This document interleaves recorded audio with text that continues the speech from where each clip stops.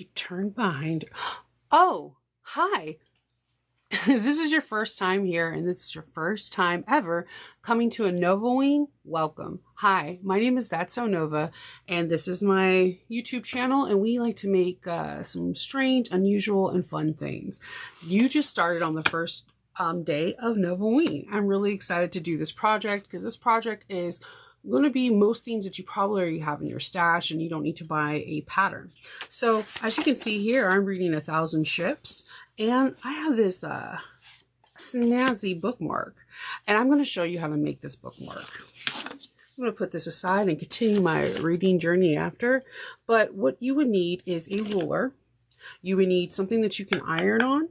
I'm using this nice dime wooden board. I like to use it kind of like an arm, and it helps get things nice and crisp. You would need 3 4-inch squares for each project. So let's start off with this really fun print that's a Mickey Mouse. This Mickey Mouse Halloween print comes from More Me Know. I'm trying to think of the year. I think it was a few years ago. I don't know if she sells this anymore. But what we're going to do is we're going to take 1 4-inch square and fold it in half. Okay, once we have it folded in half, you can take it to your iron and press your little triangle. Now, you can do a couple things here. You can do some top stitching for decorative stitching. On my original one, I did not. I'm going to try it now, and I'm going to stitch using a 80-14 needle, and I'm using a 2.5 stitch length. Oop, and I just went super fast. And I don't need to. Okay. And I'm going to trim. Oh, I do like the decorative top stitch. It looks nice. I'm going to place this triangle anywhere I want. You can place it anywhere you want. Raw edges touching raw edges. Okay. Now that we have that, if you want to, you could base this around at 1/8 of an inch. I really don't think it's necessary. There shouldn't be too much shifting. And we're going to take another 4-inch square and place it. Now, before you do this 4-inch square placement, there's a few things I do to help me out. I go around with a ruler at 1/4 of an inch markings to all sides. So that way I know where to pivot, and I also can start an open and close point. If you're doing some fussy cutting, like I fussy cut this beautiful pumpkin out, and when this is going to become my back, I want it to be like this so that the pumpkins are kind of facing. I don't want it on the side because I think it will look awkward, but that's just me. I'm a little kooky.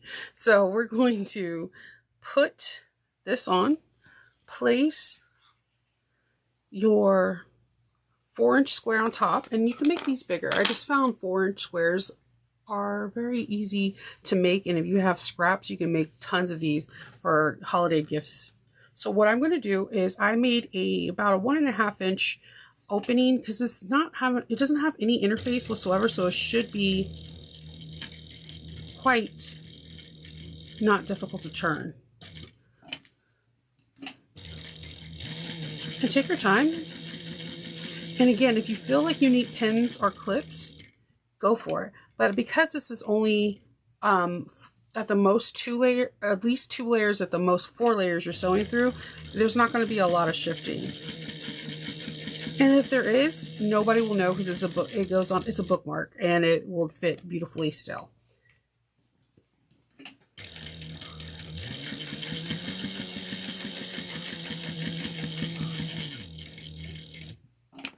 And stop with the needle down at the pivot point, and make sure you backstitch well at the beginning and at the end. All right, so I'm going to trim the threads.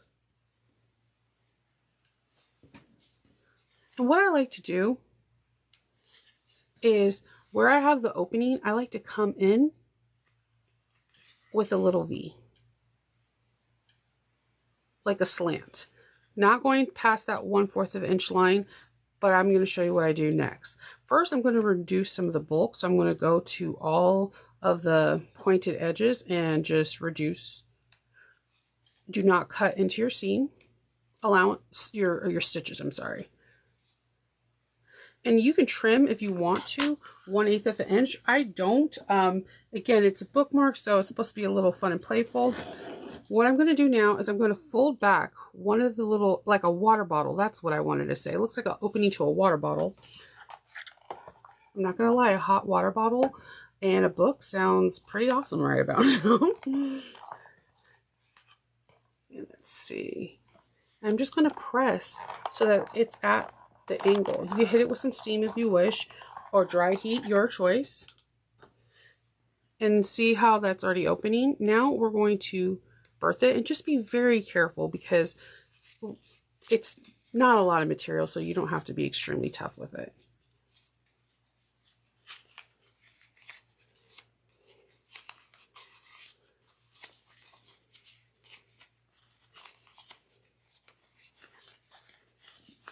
And just, I like to get a like a awl, a stiletto, or a bone folder tool, anything I can get into the corners without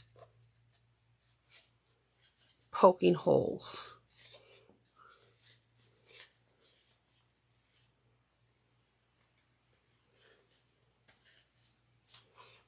Oh, that's so cute. And just be patient with your corners.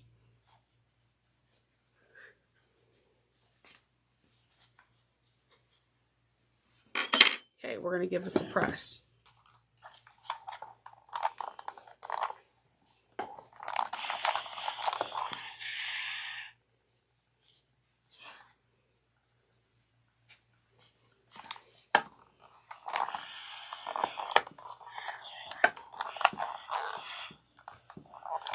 Oops, and I have a little bit more of trying to get those corners where the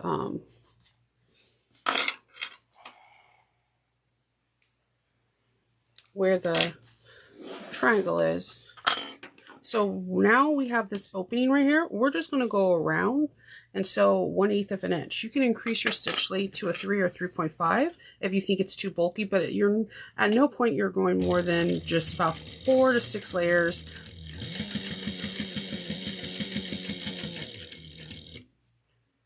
Put your needle down when you pivot.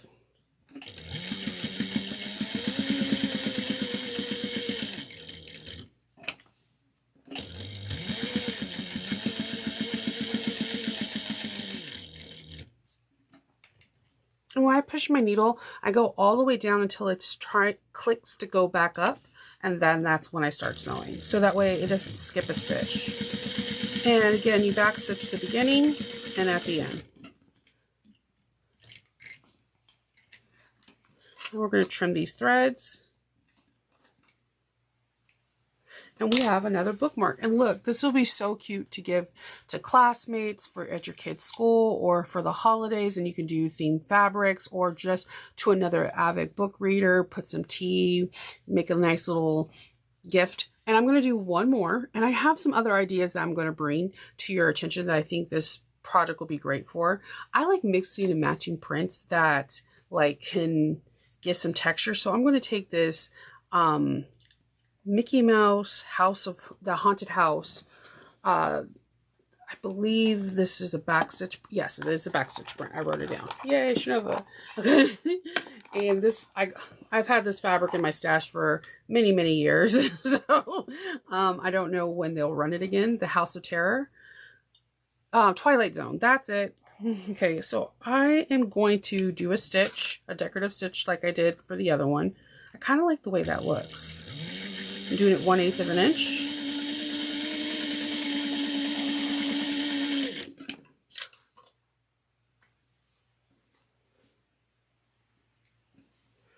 And I'm taking this polka dot fabric and I'm going to place this on here. All right, so because this is not a toss print, it's directional, I want to make sure that my fabric is not going this way, I want to have it going the same direction. So I'm going to fold this right on top. And when I'm sewing around, I'm going to do my whole opening on any of the opposite sides where the triangle is, not where the triangle is, because it makes it a little bit difficult to top stitch.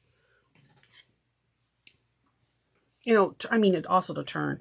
So, but if you do it, it's not impossible. It's just, it's easier to do it with the 2 layers than 4. So again, going around.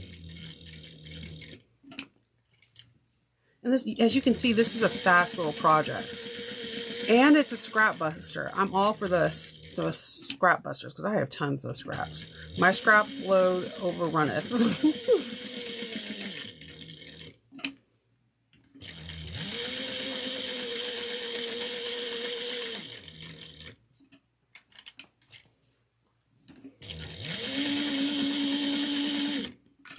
Okay. So, all right, we're going to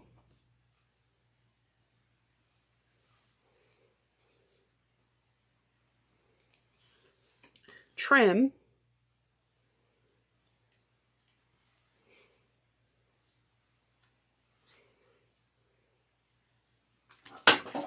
I'm sorry, that was a ghost of Christmas past, I think. I'm just waiting. I don't know. Everything's falling in my room all the time. So we're going to bring this over to this board and we're going to hit it with some heat, seal those stitches we just made, and then we're going to go to the little opening that we made and we're going to pull back so we can see the right side of the fabric. You just hit it with the iron. You hit it with some steam. And then we're going to bring this onto the other side and fold this back and hit it again with some steam. You see, mixing prints, it could be so much fun.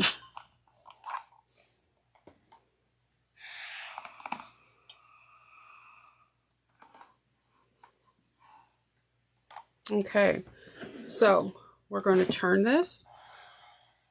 My iron agrees.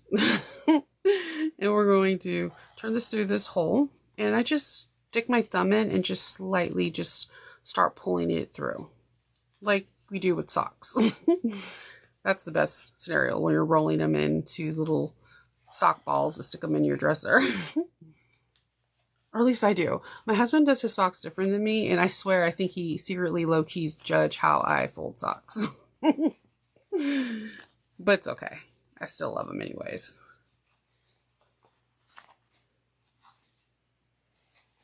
All right, and I'm going to get, you can get a bone folding tool, anything that is not sharp that you can mold the fabric around that won't put a hole in it. That's what you're trying to achieve, no hole.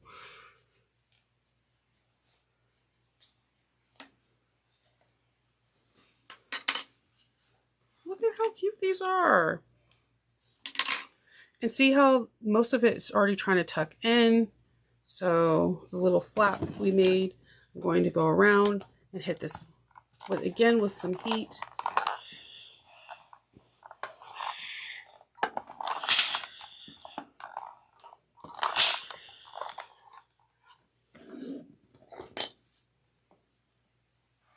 I'm just going to gently, while it's still warm from the iron, just go back and really get those corners defined.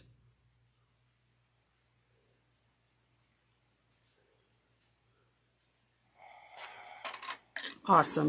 Now we're going to go around and sew this at 1/8 of an inch. Not the trim. I'm supposed to throw those away. Make sure you back stitch in the beginning and end.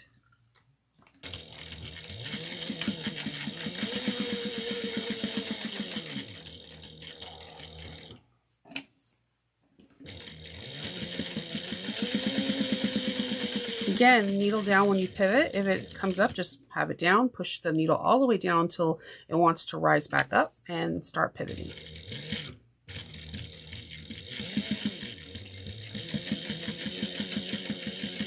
I'm using 40 weight thread from Wawak, and it's just a neutral gray color. I use gray a lot. It's one of my favorite colorways to sew with. All right, we're done. So with this being said, when I made this, I was like, oh, this is really cute, you know, especially for people that are book lovers like myself. We can make these really fun bookmarks that can showcase some of our quirky, fun, interesting, sad, romantic side. But I thought, how can you make this even better? Even though this is a great scrap busting thing. This is how you would put it on your book. You'll be good to go, especially if you trim all your threads. And no damage, no dog ears to your book. And it's cool because if you make a couple of these, maybe you can write, have your favorite passages and different things, and just like, oh, chapter 15 was, you know, meant the world to me. So you put them on. But I had one other idea. What if you made these using clear vinyl? I definitely think it would be really cool to have this as a triangle, have this as a clear. You can use double the layers, but I would actually just use a single layer and then have two 4-inch blocks of a different color. Like I would pick like pink and purple for this. But with it being see-through, you can see a little bit more if you wish, and it's a good way to eat up those clear scrap busters we have. I also think a clear one with a jelly background would be really fun as well. So just giving you some ideas, and I'm hoping that you like it. If you have any questions in reference to this, please leave a comment down below. I will give the measurements, which are 4 inches by 4 inches. I'll put them in the description box as well. So if you enjoyed yourself, please leave a comment, hit the notification bell button, and it means a lot to this channel. Happy Novaween, and I'll see you tomorrow for Novaween Part 2. Bye.